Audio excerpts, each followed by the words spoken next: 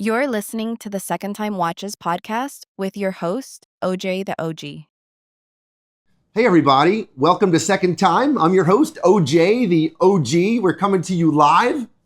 Probably not live when you see this, but we've got a live pop-up podcast here at the Four Seasons in Philadelphia. And I'm here with my very good friend, the coolest, C'Q Sequan. Hey, the Q in the house. Good to see you on a nice snowy Philadelphia day. We're not in Florida at all. Man, it's a blizzard. It is a blizzard. This will probably go down as like the coldest weekend of the season in Philadelphia, and I'm here for it. I think so. It's definitely a surprise. Nobody's expecting. You know what? I love it, man. God bless. Let it snow. Let it snow, motherfucker. I'm in the hotel room. Yeah. Hey, I am so excited to be able to sit down and talk watches with you, man. Oh, man. Always good to talk watches. Thank you for having me. All right, here's what I want to know. I don't know if anyone's ever asked you this question. Where did watches begin? Where did your watch enthusiast journey begin? Like, what was ground zero? What would you consider your ground zero? So ground zero is back home. Back home in St. Thomas in the Virgin Islands. I went to school for digital media production, and I wanted to be a film director. So I wanted to go to film school, maybe go to SCAD or something like that. So what years were these? This is 2011. So 2011. Okay. Graduated in 2010. So I wanted to take a break, a year. Okay. So you're like 20 years old or so? 19 going into 20. Okay. Go back home to the islands and say I want to relax, for a little bit, try to figure out what I want to do. And then I go on Craigslist and end up finding this job at a jewelry store. So I think I want to be selling like trinkets, whatever. In St. Thomas? In St. Thomas, which is jewelry capital So of the let me world. just interrupt, because prior to this point, everybody knows you go to the Caribbean, to islands like St. Thomas, to buy jewelry, duty-free, watches. Yep.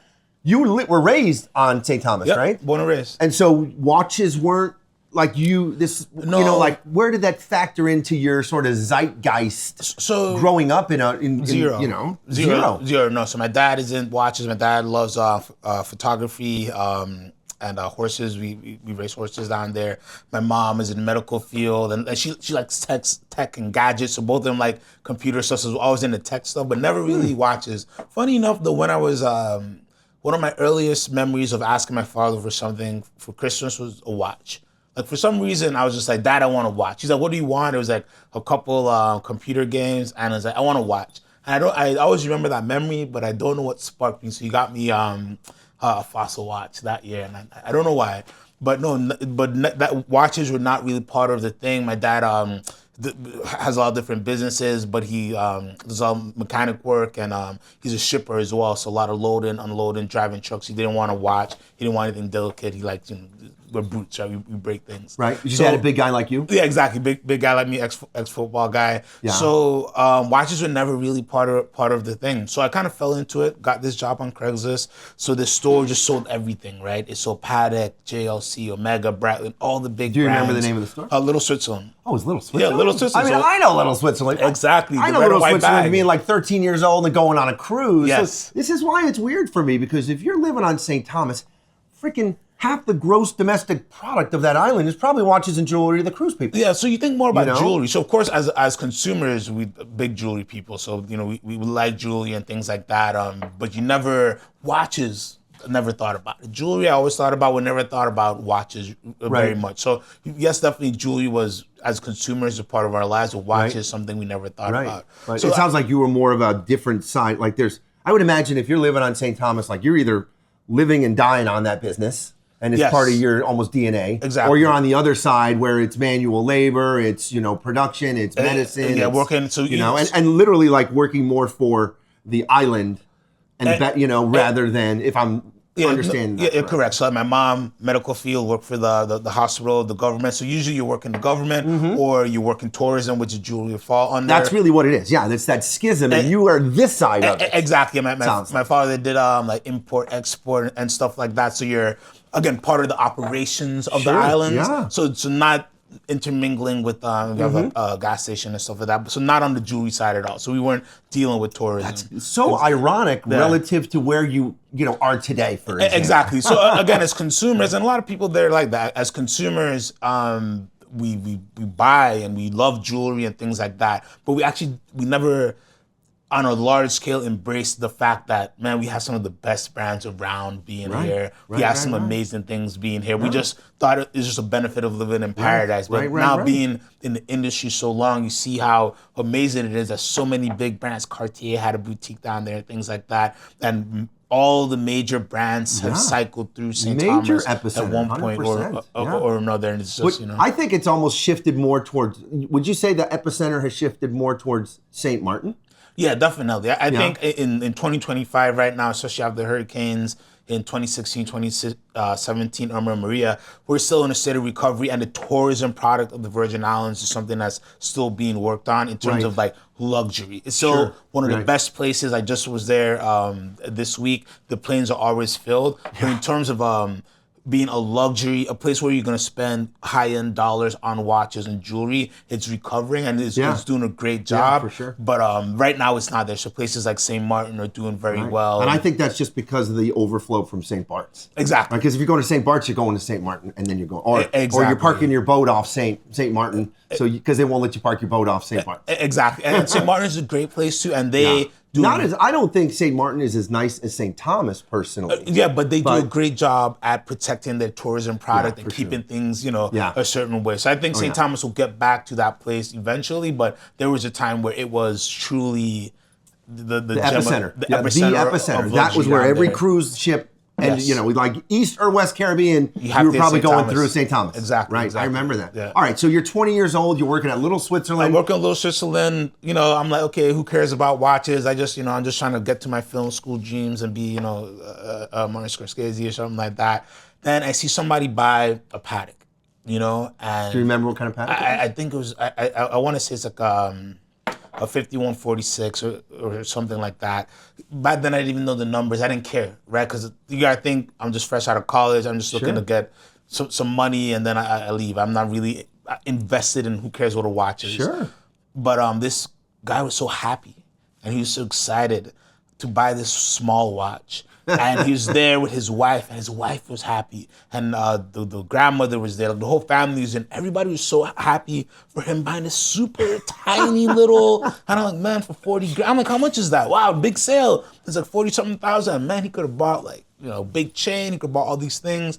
And I was just so like curious to why he was so happy to buy this, why this moment meant so much. So it really led me down a path of, the why, and the why got into the real, true essence of what watches were and the history of watchmaking. I was very, very blessed. The people who were working in Little Switzerland at that time were some of the best watch salesmen in the world. Oh, yeah. That was a big freaking outfit. They were, and they had stores on like every other island. Exactly. They're one of the big. And correct me if I'm wrong, but like the watch and jewelry industry in the islands, the Caribbean, it's owned and controlled by the Indians. Right, there's like 5 Indian families. It's a Ramaswamy, Damas, whatever, right? Yeah. But Little Switzerland was not Indian owned amongst those islands, or was it? It now it is. It's Indian family out of Detroit, and the Sindhi Indians, they own a majority of the jewelry business there. Hey, and they're smart and they're scrappy. Oh man, amazing people. But so. It's Little Switzerland, who's also an Indian family. Were they original? But they weren't originally, right? No, a few different hands had them. I think they were even publicly traded for a little bit. They were combined with Tiffany at one point, because there have been stories of people having Tiffany shares, the old timers who've been there for 30, 40 years. But I think eventually it was for sale, and that I think Combine International is the parent company. They're based out of Michigan. They do big on lab-grown diamonds, and before that, the diamonds are like in Sayers and Kmart and mass-produced stuff. Sure. A big company eventually found them, and really, really good family. They were a big Patek dealer. Yes, one of the biggest. One of the biggest. Had a very, very strong relationship with Patek for a long time. And when I say that, most stores that have Patek, especially back then, a good AD would have maybe 30, 40 pieces in stock at one time. On St. Thomas, we'd have easily 150 to 200 pieces. We had like full everything, and then we had 2 locations, and we had the Ritz as well, especially in season. We had everything. So the year again is what, 2000? So 2012, 2013, Yeah. Wow.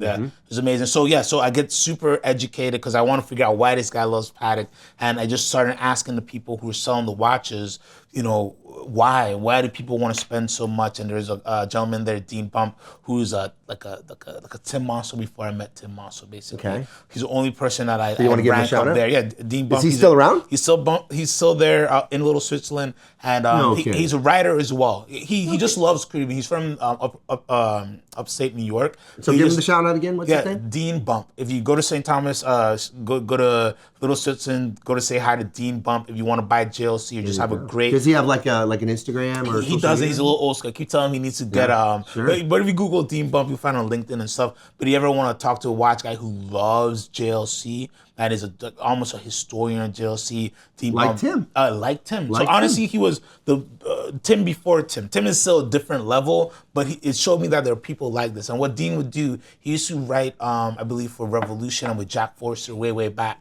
So Waco. Yeah, exactly. So he'd, I'd go to see him because we had all these Shout stories. out to Waco. We sold Waco Panerais. I sold Waco Panerais back in the day. Yeah, he's a great dude. I always see Panerai at his shows.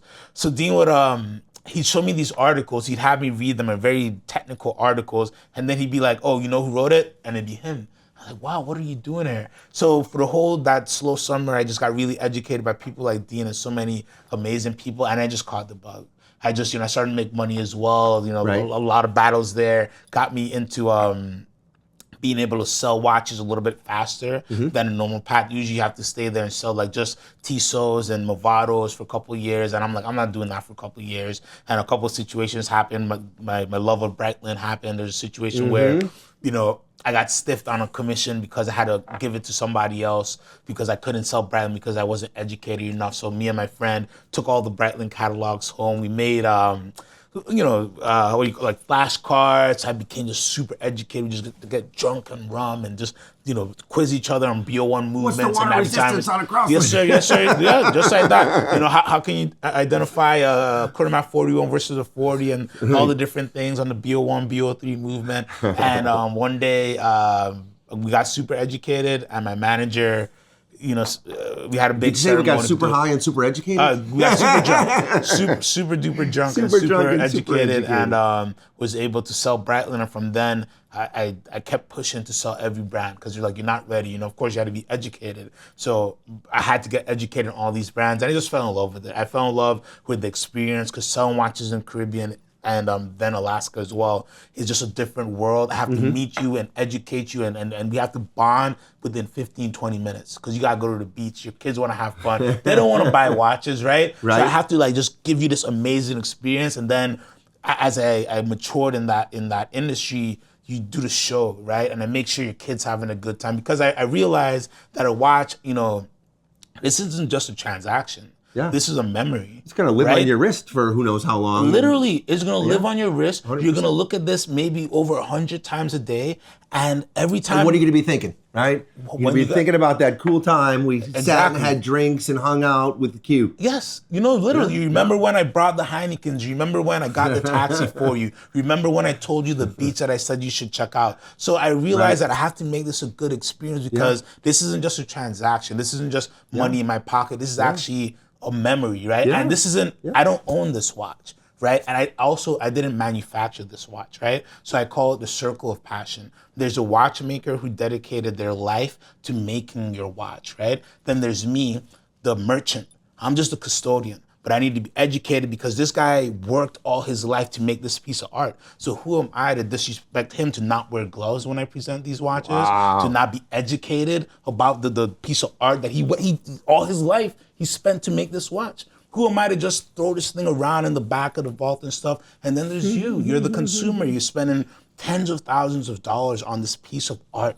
You've worked so hard to do whatever you had in your life. Even if you inherited your money, somebody in your bloodline worked super hard for you to have that money to spend. So again, who am I to not give you a great experience, make sure you're educated about the hard work that this guy, who you'll never meet, right? But he made this watch for you.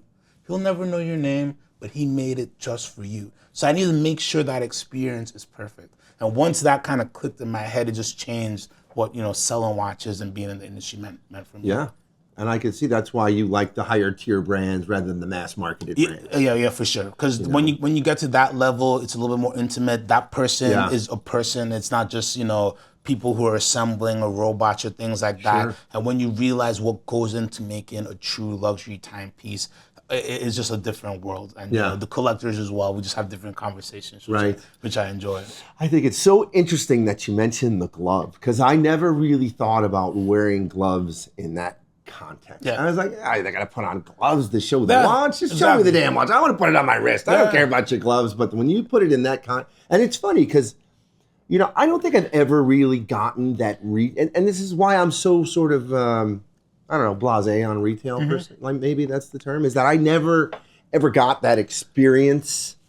It's rare. In watches in retail. It was never that. It was always transactional. It was never experiential. And I used to go to the Caribbean and everything, but I was never a serious watch buyer, And that's the thing, is the experience is so rare. And when you travel to different places around the world, you see it. And in the Caribbean, again, because the competition is so fierce, and the Cindy's, they want to make the money. Yeah. And I've seen people generation after generation will come down every year, and before they go to the beach, they visit with their jeweler. They visit with their watch guy on island. And it's all about the experience. It's all about knowing, he loves Blue Label. She loves a good Chardonnay, or this or that. Make sure you have the Heineken. You remember the names of the kids. Because again, you don't have to come. You should be at the island. You should be in the beach. You should be doing everything.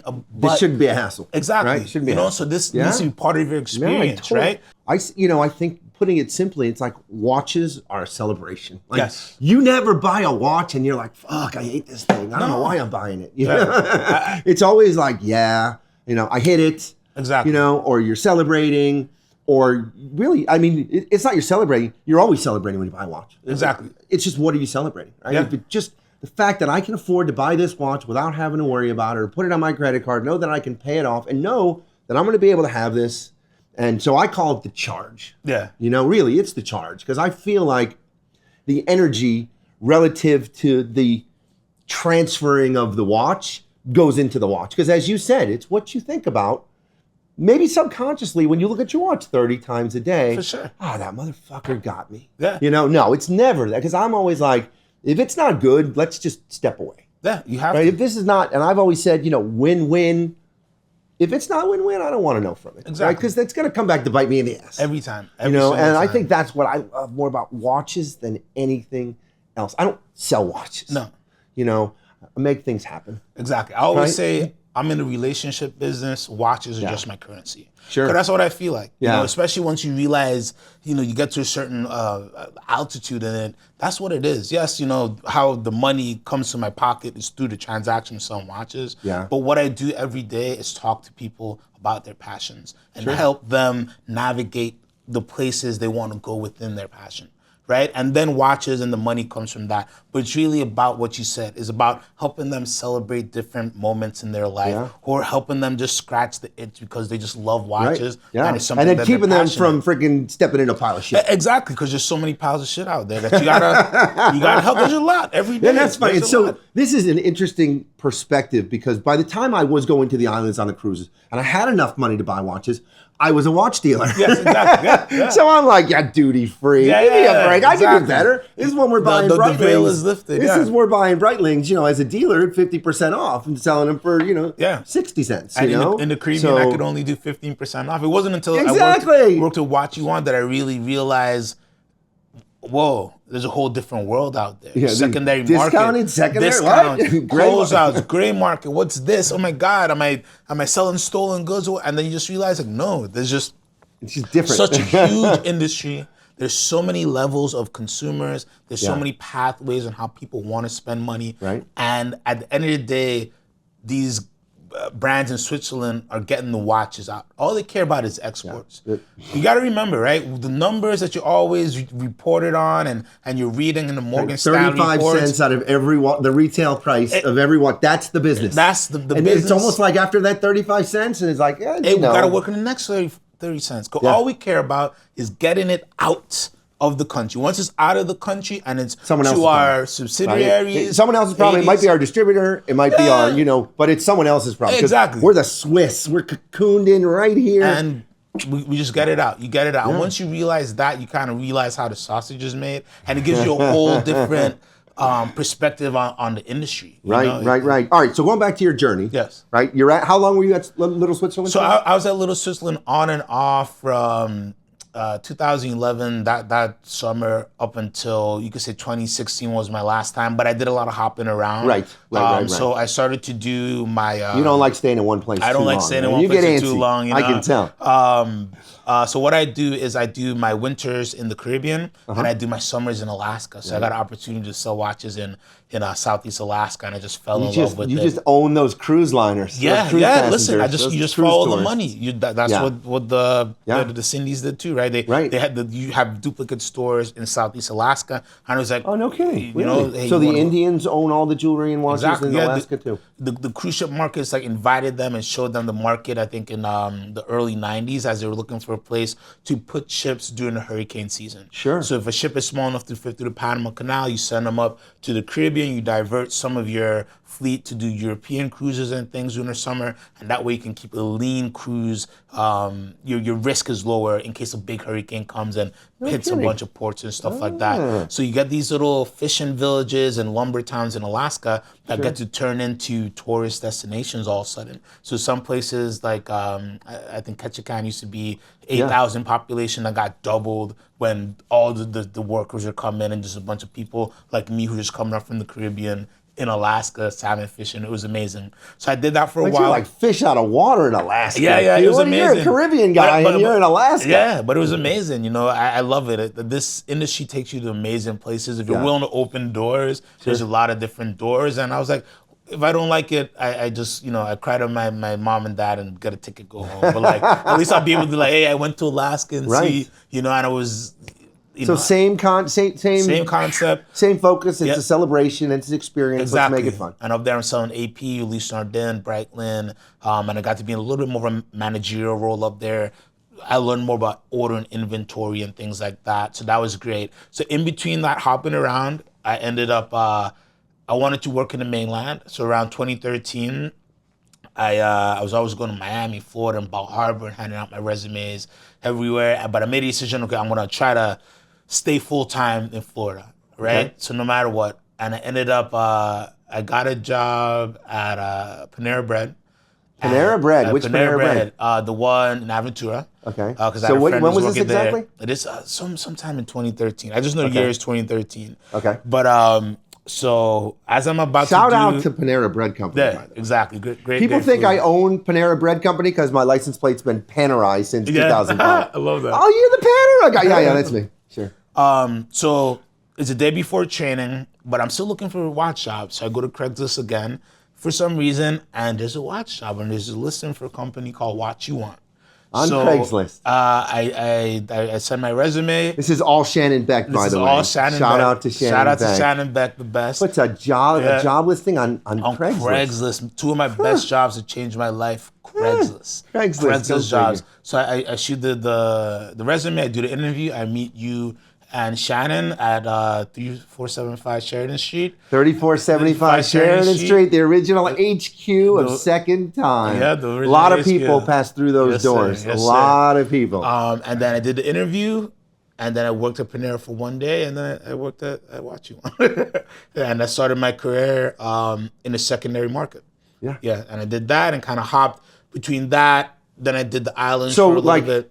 I'm interested to hear this, because you went from being belly to belly in a retail store to being on the phones with the occasional customer that popped in because he was in South Florida. Yes, exactly. What was that like for you? That was a big transition. That was tough. That's why I didn't, last the first year, right? The first round. I boomed around so much times, and that first time it was a big transition, right? First, a transition of the retail mindset to the secondary mindset. Yeah, right? I remember we would talk about that a lot. Yeah, because it's I'm selling Breitlings for 15 off. You're buying Breitlings at 60 off. Yeah. So I'm thinking you're being insulting. I'm on the side of the consumer. OJ is crazy. Come on, I'm like, what are you talking about? That's what we're for. You're like, this is the market. I'm like, OJ, this guy's wrong. No, man, I don't know. But that's a market. But it took a long time for me to realize that hey, in one market, some things were one thing. On a secondary market, especially back then. Right. I mean, the sexiest watch was Panerai back then. That was a Richard Mille. That was the Nautilus back then was a Bronzo.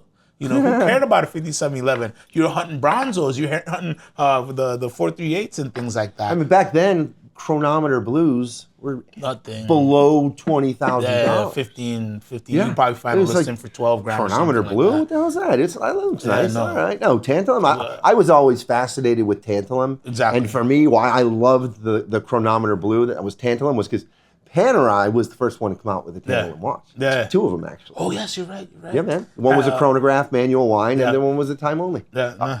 Pam 192. How's that? 192. That was the tantalum, and I can't remember the chronograph reference. Man, I can't believe it. No, I'm sorry. I think it was like 172 and 192, and the 172 was manual wind, and the 192 was chronograph. Somebody will correct you.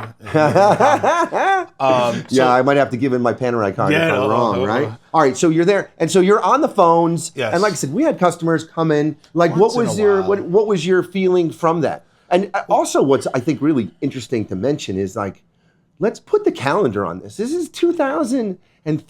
It's 2013. Watches in 2013 outside of the islands with the experience that you're talking about.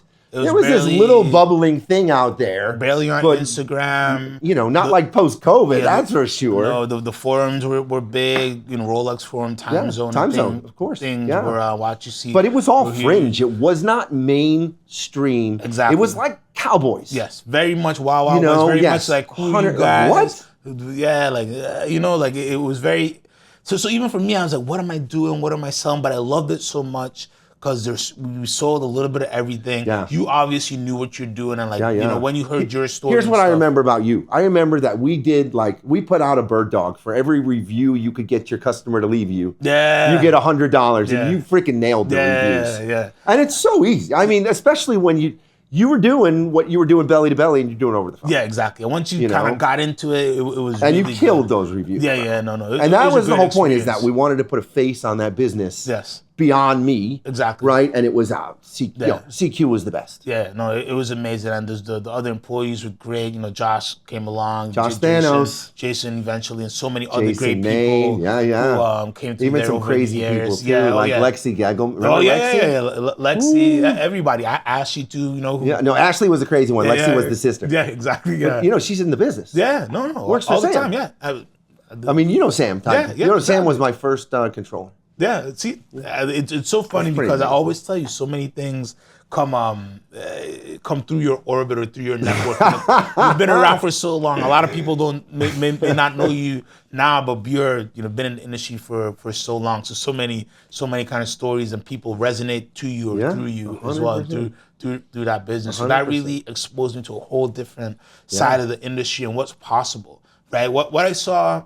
And what really impressed me about the business and what you and Shannon made, especially at that point, is that anything is possible in this industry, right? Through this industry. If you know what you're talking about, if you're willing to work really, really hard, get scrappy, get creative, any deal can be made, any watch can be found, any experience can be curated. Sure. And you could really, you're living your life. I saw you, your wife, your young kids, and your family, and you're in Florida. Your dad will come in once in a while. And it was like, this is your business. You remember that? Yeah, come on. This is your business. And it was like, what I saw was like, every day you were doing what you wanted to do. There were ups and downs, and me and you fought and stuff like that. Yeah. But at no point did I feel like you were doing something you didn't want to deal with. Sure. I never felt like you were dealing with a headache. I never felt like you would want to be anywhere else. Right. You you never ever, and nobody, Shannon as well, and even Tom Suter and everybody there, nobody felt like it wasn't a grind. Yeah. It wasn't a grind. It was a grind, but it wasn't, and I was like, man, there's something about this type of business I like. And in the successful business in the secondary market, primary as well, it's filled with people like that. If you ask them, hey, would you want to work anywhere else? They couldn't imagine it, but they'll work 7 days a week selling watches. 100%. It's like a natural thing, and I love it, And so I started there. I did the first round there, didn't work out, and then I did the islands, Alaska for a little bit. Then what did I do?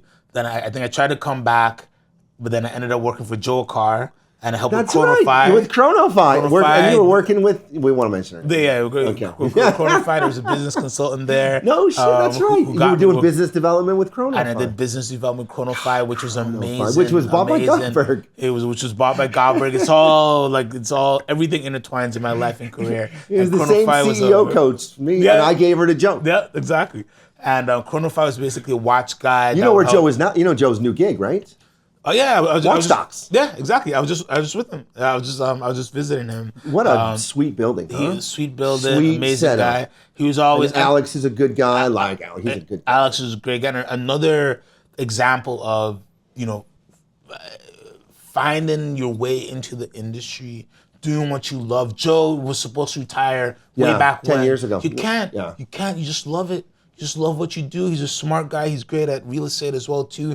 He knows how to find good people. And how do you stay away from this industry, man? Right. How do you not do that? And I see people like Joe, and it's like, I just want to get there one day. I just want to be in a place where like the kids are good, the family's good.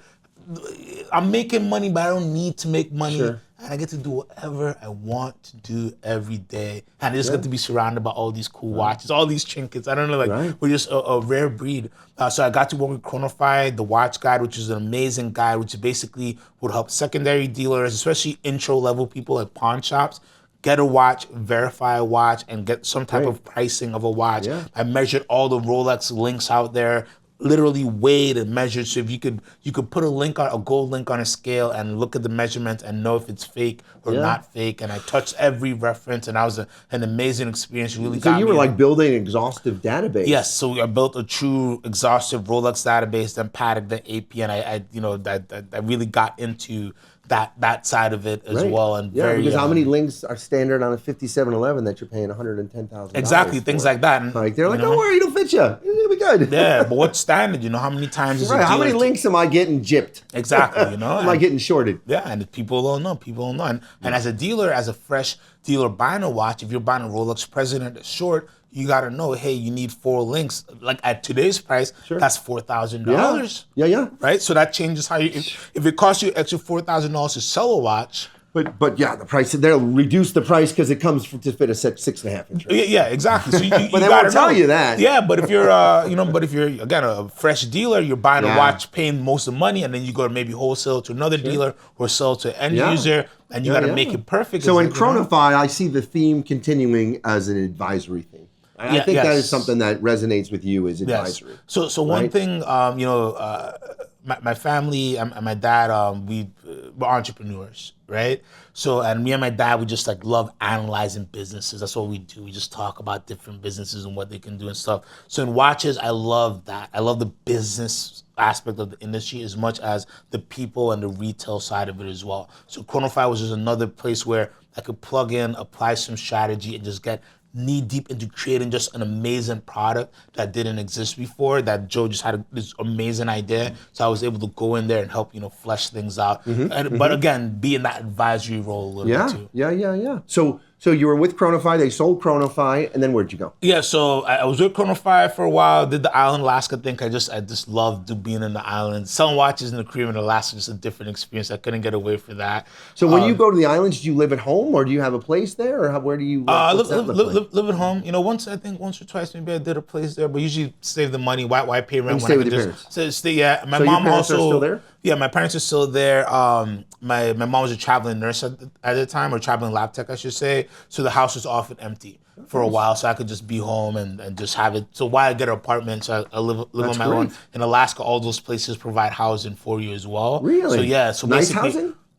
Depending the place that you're in. It's like minor town. Yeah, depending how it's... I'm seeing like Landman, the camps from Landman, that's what I'm visioning. Yeah, well, depending the company you worked with, your how good you could sell and things like that, and the type of deal you negotiate. I was very blessed and lived in some good places, but there's some, these are fishing towns in Alaska, and of course these are modern places, but there are some, if you want to put your employees in some very cheap housing, you can find old little hut somewhere and be in there. But no, I lived in Juneau I did Juneau for 2 years, C'Q for 3 years.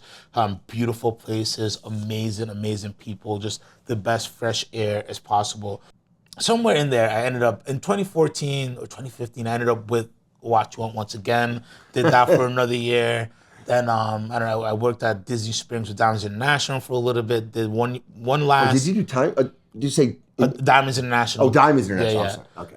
Then I said Resorts International. Oh no. Timeshares. No. I thought about it, but no. Then I did. Well, because timeshare is so prevalent in the islands. Yeah, no, that's a big business. Oh my God, those guys make crazy money. And then I did one final season in Alaska, and then ended up coming to Philadelphia.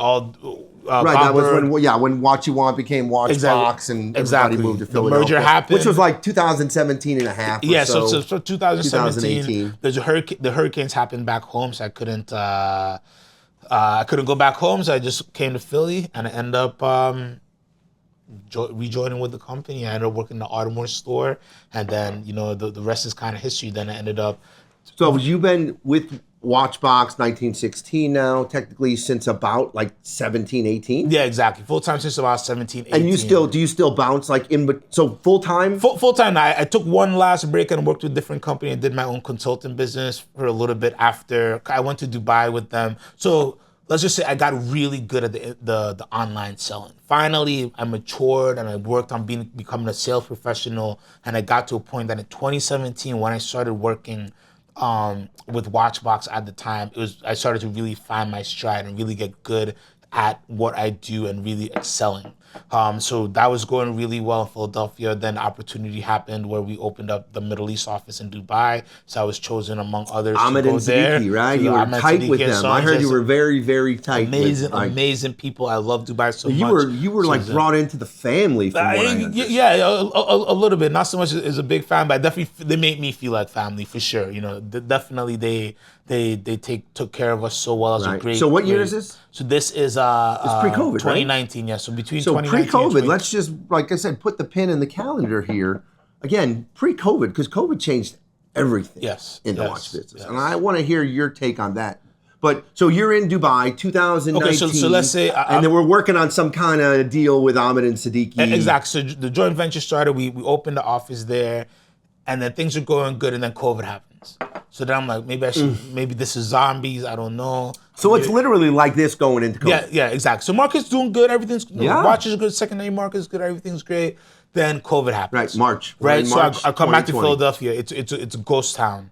And then we have talks. We're like, hey, maybe, or do people even buy? Well, I'm thinking. I'm telling my mom like nobody's buying watches. How soon after COVID hit did you get out of Dubai?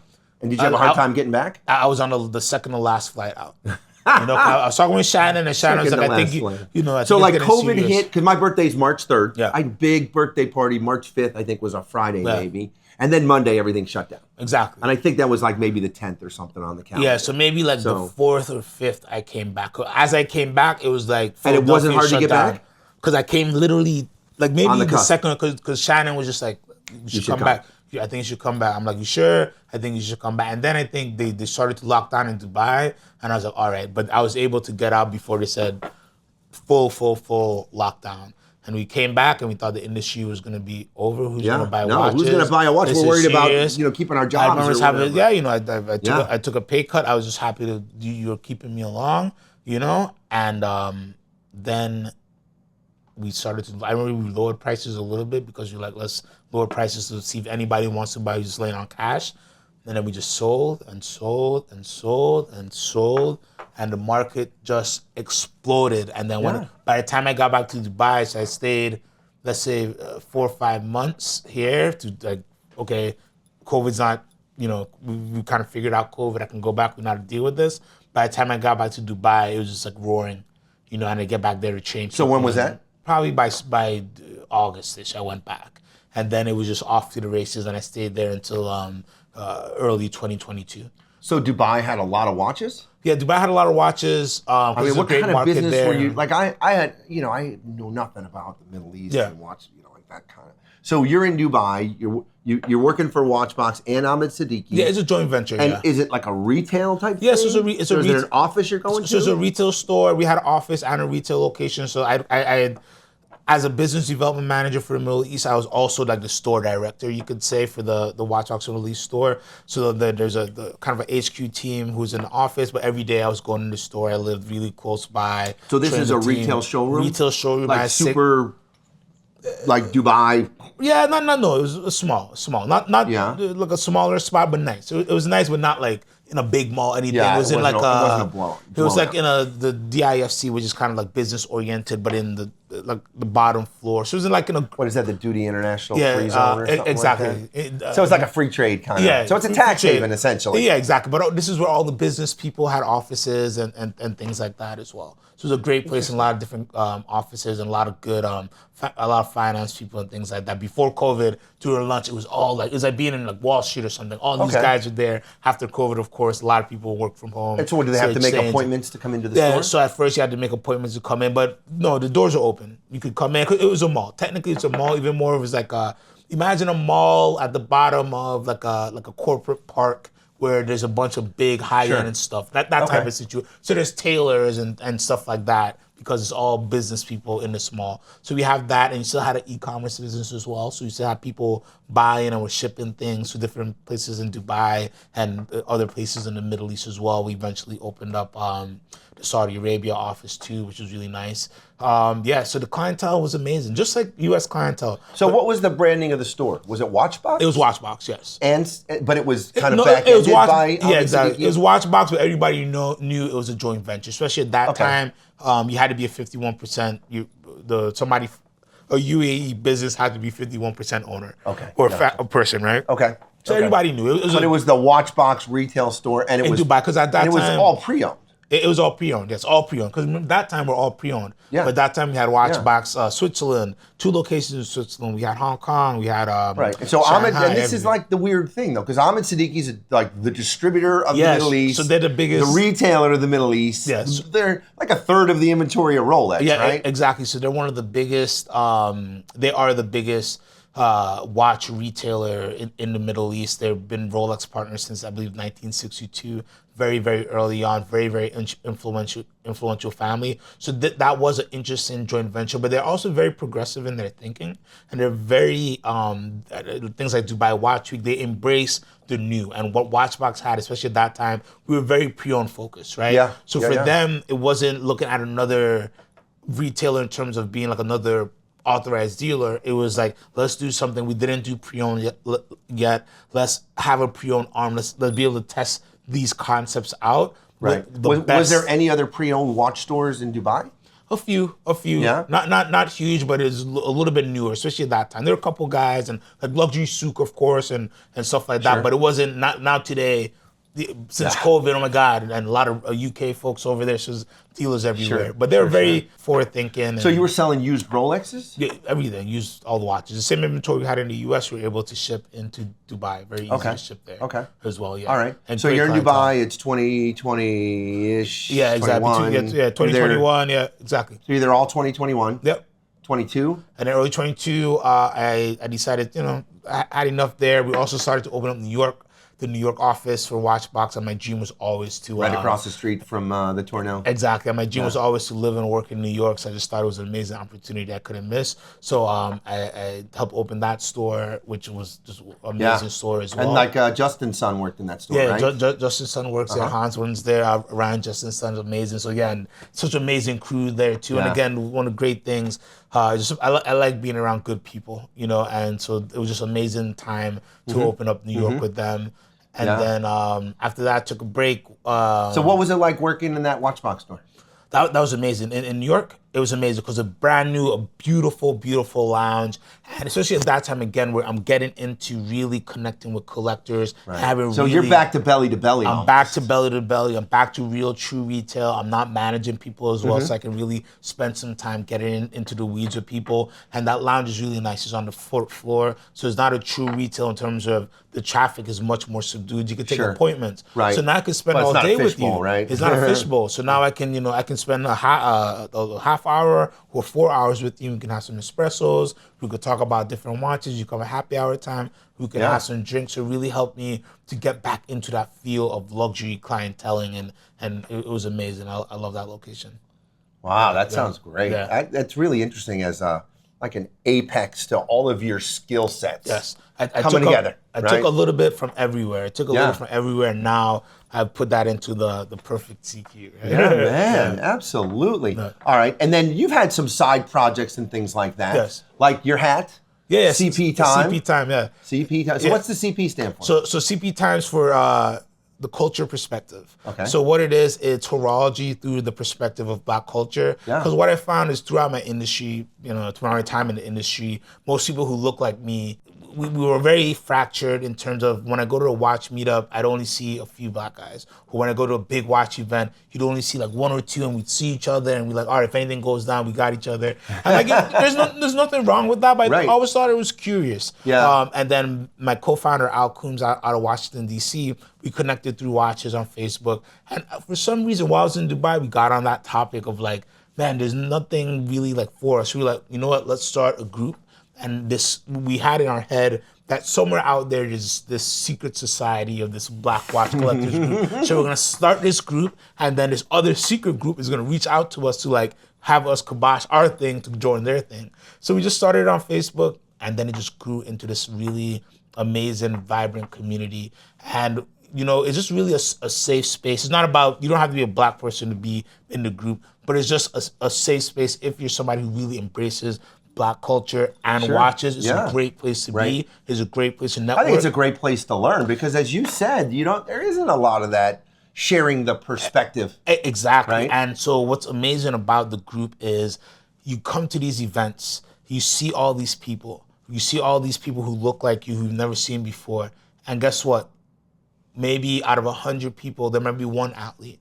There might be one celebrity. Yeah. These are doctors, these are dentists, these are finance people, real estate guys, IT guys. One of my proudest moments was we had a get together in New York, and there was a young intern for, I believe, Bank of America, and then there was maybe a managing director level person, and they got to network, and he's like, oh, well, who do you work with? And and it's like they're connected through watches, but who knows what opportunities open up for this guy just because now in the meetings he has somebody. Watches are conversation. It's like you could see a guy wearing $1 million watch on his wrist and be like, oh. And he'll be like, oh, try this on, man. You know? Imagine that. Where else does somebody drool over something and you're like, 100%. Drool more, brother. That's drool like more. When I had my Ferrari, my greatest joy was to take people for a ride in it, man. Yeah, exactly. I've already been in it. Yeah, you come on, you have some fun. Same thing with my watch. Like, oh, you want to try on a 47 millimeter?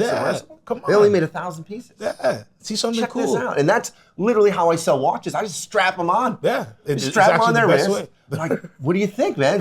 Go walk around the court. Like, that's what we did at What You Want. Like, all the time, the courtyard. Yes, that was the best. That was the best. Go I love walk that around the courtyard. Take it for a test drive. So, it's important to be able to share those experiences and knowledge, right? Yeah. It's the best place it's a really great place where you can ask questions and not feel like, because it's the like, dumb guy it's like in the a room. watch geek factor. Yes. And everyone's so vulnerable because they're in it for the passion. Yeah, exactly. And it's okay to gush. Yes. But right? you somebody has to let you know it's okay. Yeah. It's okay to share your passion. It's okay to take a picture of an expensive watch and share it and not feel like people are judging you. And it's okay to ask, like, what did you do to be able to afford a watch like this? It's the most important question, right? Because you want to join the club too. Yeah. And it's not about being... The one thing about watches is before you get into the industry, you feel like it's this big... People have walls up. Yeah. But once you get into the industry and into the hobby, it's actually the opposite. Yeah, this is the most inviting hobby. I've been invited to so many trips and parties and dinners and amazing conversations with people who have no idea who I am, who just know Instagram names.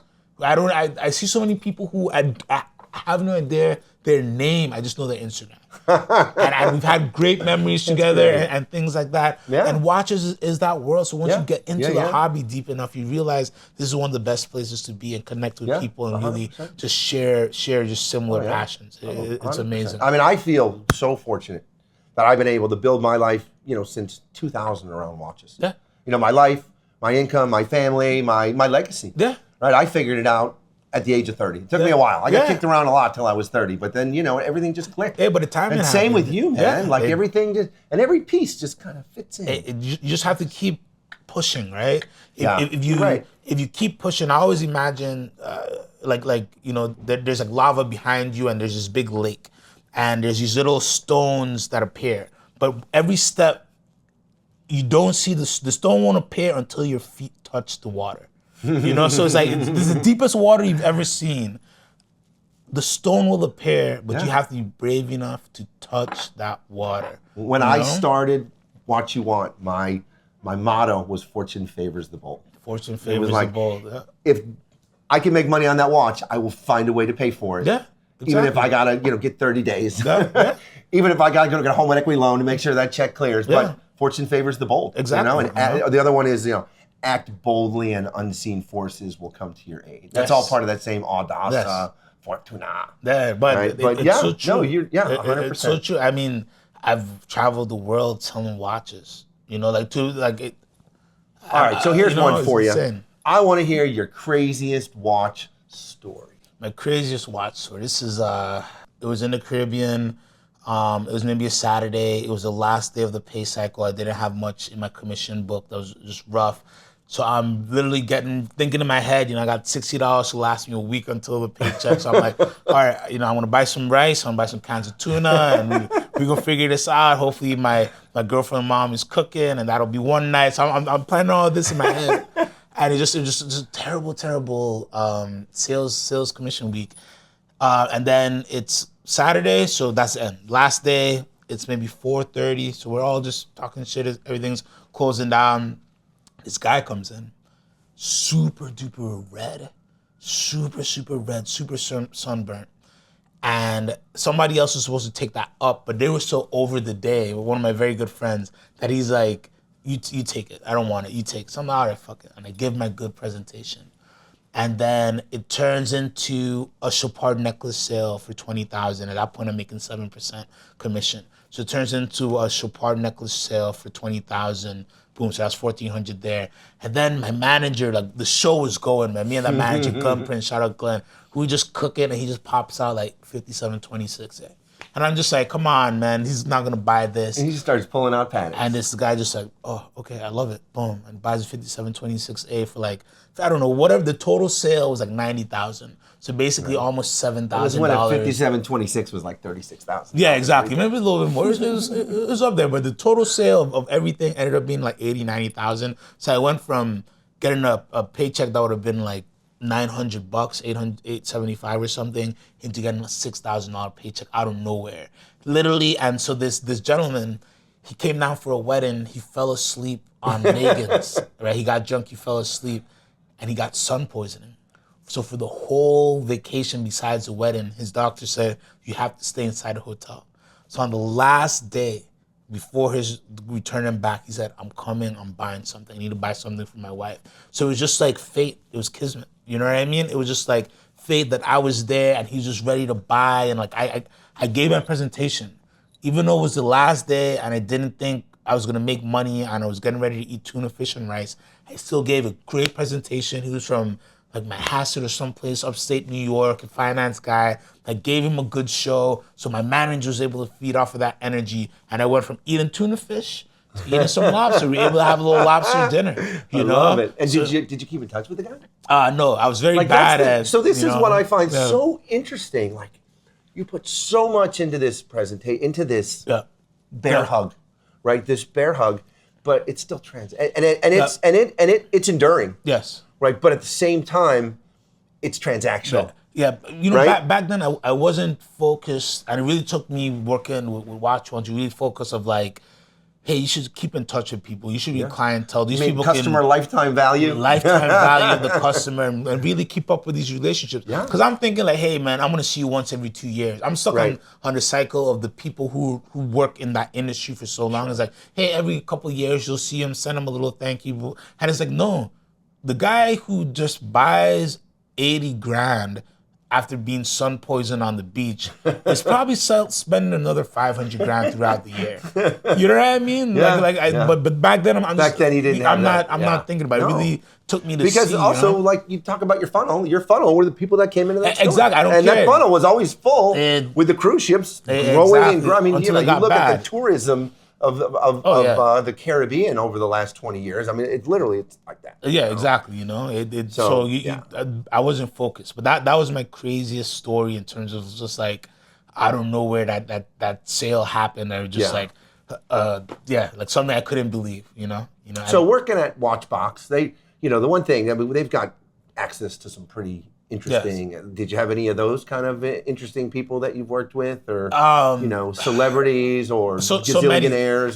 So one celebrity, I won't name him, but he's a big music producer, and I was in Dubai, and we talked for maybe 4 months.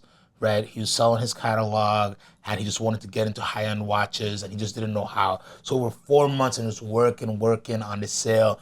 But at the end, got him into Google 4C double Balenciaga. Oh, goodness gracious! FP Jordan, Senograph, aluminum. Got him into a Dibitune, and again, it was just something I had to take a risk because I paid my own money, very last minute business flight from Dubai over here, because it was a risk. Moly. Wow. Would this sale with happen? Watches in tow? No, or? So I came here, picked up the watches, then I took the flight to LA to meet him with the watches, still not knowing if this deal is going to happen. So you're flying with, you're talking about some pretty big watches, right? Yeah, so plus I brought other watches, so close to $1 million worth of watches. Just to this guy's house. His kids were there, we had salmon and stuff like that. Showed him the watches and then closed the deal. And he bought all the watches? He bought all the watches. He bought the Grubel, he bought the Dibitune Stradivarius, and he bought a Senograph. So what year was this? Aluminum. This was 2021. Okay. Yeah, so I was in Dubai technically. Right. I was in Dubai, but I just had this relationship with this guy, and something said, I want to do this deal. Because he's like, I want to feel it before I buy this group. I want to try it on. And I'm like, I'm going to fly to you, bro. And he's like, what, you're in Dubai? I was like, just let me know when. And, but I'm that type of guy. It's like, all right, I'll just take a flight in the middle. I just like, all right, I'll be back. I'm going to the U.S. And they're like, what? It's like, yeah, I just didn't go. So were you like couriering watches from Watchbox from, Dubai to Philly, for example? Or you just... No. Because the easy part with that is like the shipping between Dubai and US is so easy. But the Grubels and everything that I was selling, they were in the US store. So it was just more about me wanting to see the client and make it happen. But yeah, there's a few very special collectors, and that's what I love about the secondary market, because you can sell them everything. Right. You get to deal with some very interesting people who collect a lot of interesting things. Right. And you're selling stuff that you can't buy in a store. Exactly. Exactly. That's the thing. It really truly is delivering something exceptional. Exactly. Yeah, for sure. That's awesome. Yeah, I love that story. Yeah.